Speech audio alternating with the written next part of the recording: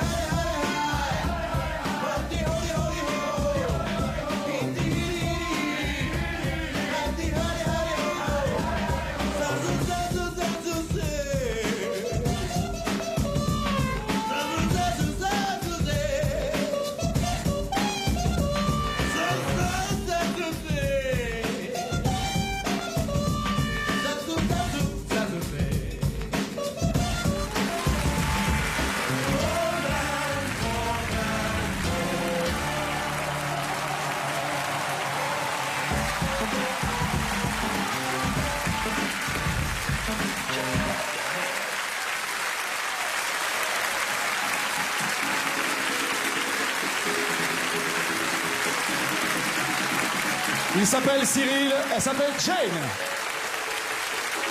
Il reviendra sûrement nous voir. Il est star au Japon, même de près. T'as vu qu'il veut gagner des millions, Jean-Pierre? T'as vu les millions, comment il les sort? Pas besoin d'y aller, t'as qu'à te ramasser. Qu'est-ce qu'il y a marqué dessus? Qu'est-ce qu'il y a marqué? Ramasser ceux qui sont par terre.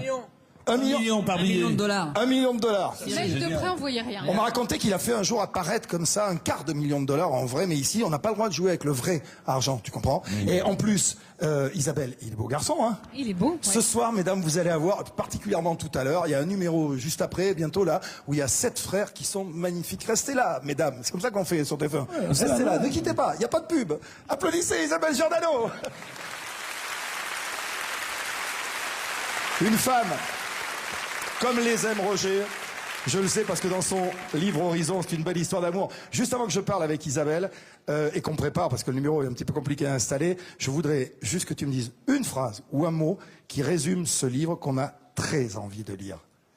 Une phrase ou un mot, juste ça. C'est l'histoire d'une jeune Algérienne qui s'appelle Myriam, que, comme je le dis, qui a 15 ans et demi et quelques siècles, et qui rencontre un avocat monumental. Et c'est l'histoire d'une rencontre au sommet entre une renaissance et une résurrection. Entre une renaissance et une résurrection. On va y revenir tout à l'heure, mais je vous jure qu'on connaît déjà, tu sais qu'il a ses lecteurs, Roger. Il a des vrais lecteurs attitrés, et là, ils vont pas être déçus. Mais revenons aux choses de la vie du ventre. Là, ça c'est magnifique. Moi, ça ne peut que nous plaire.